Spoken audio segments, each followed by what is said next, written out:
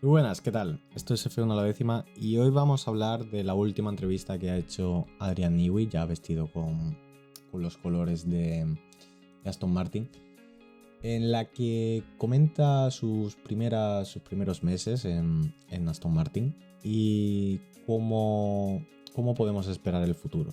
Y la verdad es que ha sido una entrevista que nos ha dejado un poco fríos, porque todos queremos y todos esperamos un 2026 con un coche muy competitivo y ojalá con el mejor coche de la parrilla, y viendo a Alonso ganar su tercer título, pero Adrian Newey, como es una persona que ya lleva muchos años en la Fórmula 1, pone los pies un poco en el suelo y el que está dentro ve ciertas carencias que existen en el equipo, que vamos a comentar ahora. Lo primero que habla es sus primeras impresiones dentro del equipo, y es que todos sabemos que Aston Martin, desde que se llama Aston Martin, está desplegando unos recursos enormes para buscar ser el mejor equipo. Lo primero ha sido su llegada y todas las nuevas herramientas y la nueva fábrica que tiene Aston Martin, y ahí hay muchos millones. Y él, que la ha podido ver de primera mano, comenta que Aston Martin ahora mismo tiene la fábrica más moderna de la Fórmula 1 y tiene la mejor herramienta que existe en Fórmula 1, que es el nuevo túnel de viento, con el cual está muy contento. Pero también hay que poner una cosa en perspectiva, y es que Aston Martin no deja de venir de Jordan, del antiguo equipo Jordan, que ha pasado a ser Force India, después Racing Point y después Aston Martin, pero solo desde 2023. Si hay algunas partes de la fábrica, como cualquier tipo de proyecto realmente, que algunas cosas se les da más prioridad y otras menos. Y al final, cuando tienes ese despliegue de recursos y esa cantidad de cambios, se necesita cierto tiempo para que algunas herramientas estén equilibradas entre ellas. Tú puedes tener a lo mejor el mejor túnel de viento, pero después la parte aerodinámica está un poco vieja, ¿no? Entonces hay cierta desigualdad, se podría decir, y es lo que comenta Adrian en la entrevista, entre ciertas partes de la fábrica, y que están lejos algunas herramientas bastante importantes de estar en su punto óptimo. Y esto no son muy buenas señales para 2026, porque tú puedes tener el mejor túnel de viento, pero al final, si no tienes todo en consonancia, todo en equilibrio, es complicado hacer un coche. Y un punto que pone Newey como una tarea bastante pendiente y bastante crítica es el tema del simulador que existe, que dice que no presenta una buena correlación con después los datos en pista. Y es que al final, por mucho que tú tengas un buen túnel de viento y que cierta correlación tenga sentido, si cuando tú simulas los beneficios que puede traer al coche una herramienta o una nueva mejora, si el piloto luego la prueba en el simulador y tiene unas sensaciones, y después cuando llega al coche o a la pista real tiene una sensación completamente diferente, por mucho que tú tengas el mejor túnel de viento, el piloto no va a ser capaz de decirte, oye, mira, cómo mejora esto el coche, cómo no lo mejora. Y es que es una parte fundamental, y en la que Adrian Newey ha comentado en el que el equipo a lo mejor en 2026 va un poco a ciegas porque esta herramienta no está del todo desarrollada. Entonces, esta ha sido un jarro bastante grande de agua fría, porque si la correlación no es buena, no sé qué podemos esperar para 2026. Realmente, si van un poco a ciegas y van a suerte, no hay mucha diferencia, por mucho que tengas a Adrian Newey, de lo que ha sido estos 2 últimos años. Y eso preocupa, porque puedes tener al mayor genio de la Fórmula 1 probablemente, pero independientemente de eso, si no hay correlación, da un poco igual. Y sobre todo, no solo con cómo nazca el coche de base, sino las posibles implementaciones y mejoras que pueda haber dentro de él. Entonces, tampoco hay que ser pesimista, porque estas cosas... el mayor problema que hay es que estas cosas llevan tiempo. Y Fernando Alonso, como sabéis, tiene 43 años, este año cumple 44. Y es complicado. Es complicado porque no le queda mucho tiempo. Por desgracia, los años pasan y aunque sigue en un nivel altísimo, no sabemos hasta cuándo va a llegar. No puede esperar 5 años a que las herramientas estén perfectas y el túnel esté perfecto y las correlaciones estén perfectas. Hay que actuar ya, y 2025 ya está siendo un suplicio bastante importante como para que 2026 también lo sea. Pero bueno, aún así hay esperanza, porque si está viendo ya estos problemas con los pocos meses que lleva, significa que está con el látigo puesto y que Adrián puede marcar una amplia diferencia, independientemente de que las herramientas no estén todavía al 100%. Ya entrando en otro tema, habla sobre un poco la filosofía y cómo es el equipo y demás. Y como ya sabíamos, está contratado como si fuese un ente solitario, un espíritu libre dentro del equipo. Y él trabaja bastante de forma autónoma. Como ya sabíamos, está trabajando casi exclusivamente, es decir, casi un 99% en el coche de 2026, no se centra en el 2025.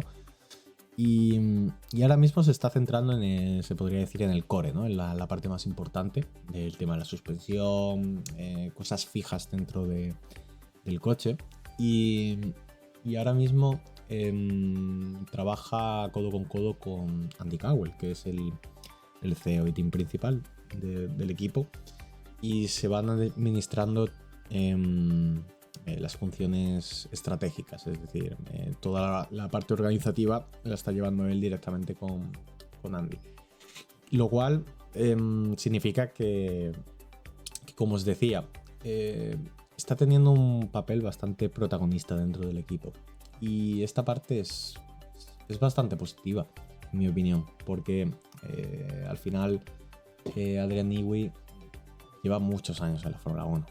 No hay que olvidar que le hizo el diseño a Ayrton Senna de su Williams. Es decir, lleva muchos años en la Fórmula 1, ha visto muchos equipos, y esa experiencia y ese liderazgo que puede tener una persona que es uno de los mayores genios de la Fórmula 1, con muchísima experiencia en trato humano también, pero a la vez que tenga esa libertad, se puede decir, me parece muy positivo. Y que trabaje directamente con el team principal te dice que no ha venido aquí a tomarse un café y a forrarse y ya está, sino que tiene ese hambre competitiva y tiene esas ganas de que Aston Martin sea la siguiente potencia dentro de la Fórmula 1. Y después también habla de cómo está enfocando digamos, la normativa en 2026, porque es cierto que al principio, y de hecho lo comentaba en alguna que otra entrevista cuando entró en Aston Martin, decía que la nueva normativa parecía un poco restrictiva sobre la flexibilidad que se podía tener en el diseño del coche, pero ha sido bastante optimista con la visión que está cogiendo del coche y de lo que se puede esperar para 2026. Y hay bastantes soluciones, hay bastantes huecos dentro de la normativa que optar, y si hay una persona que es capaz de aprovechar estos huecos y estos vacíos, podríamos decir, dentro de normativas, es Adrian Newey. Lo vimos en 2010 con el Red Bull, que era un avión poco fiable, pero un avión. Entonces, esto sí que a mí me da bastante esperanza dentro de lo que podríamos esperar del año 2026.